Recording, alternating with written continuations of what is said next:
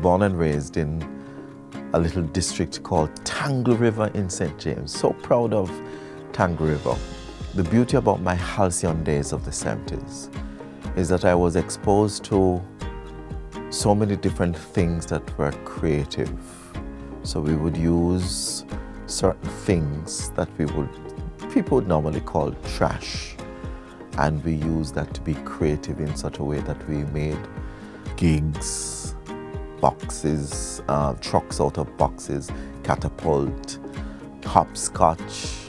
We would be creative in using perhaps the rotten banana trunk, and we call them tar.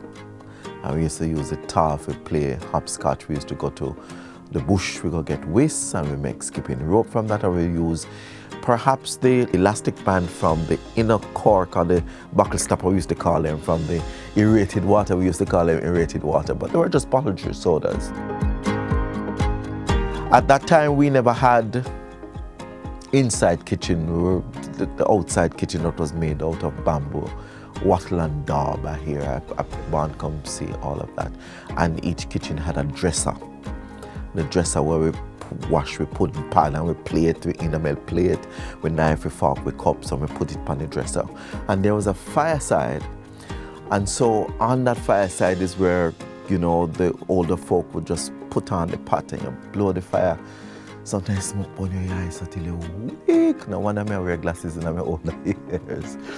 And then there were times when in that same kitchen, we used to smoke corn, the pig tripe, and put it on the kreng and smoke it. But then we used to, as children, we used to hide and use knife and cut off a piece and eat it. There were beautiful days. By 5 o'clock, you have a beard, and you have a rub Vaseline for your foot. The Vaseline them time, they don't like Vaseline today. You rub it for your foot. They shine like young gold. It was a wonder. You could actually look on your skin and you think it was a looking glass.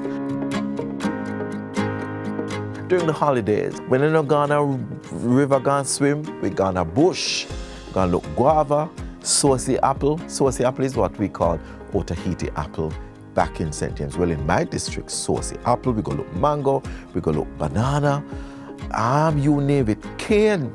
So in the evenings when dinner ready now, and them said dinner ready, your belly full.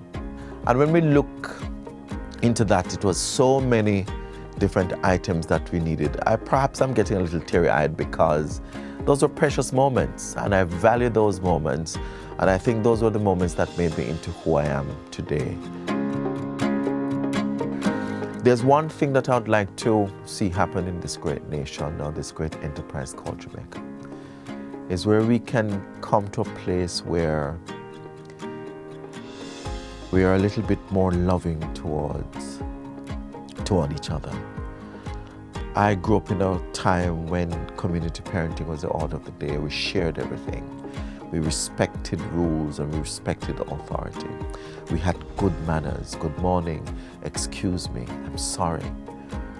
Over time, we see that eroding. And I wish that we could come back to that place where we are grateful. We're grateful for the little things in life. We're grateful for the opportunities. We're grateful for even the small things that we have until better comes. I want to see us go back to a place where we can live loving in an environment that is conducive to good morals. I want to see this nation get back to a place where we protect our children, the women of this country, an environment that we can see things from perhaps different perspectives and we still get along, where community parenting will add value to the lives of our nation's children.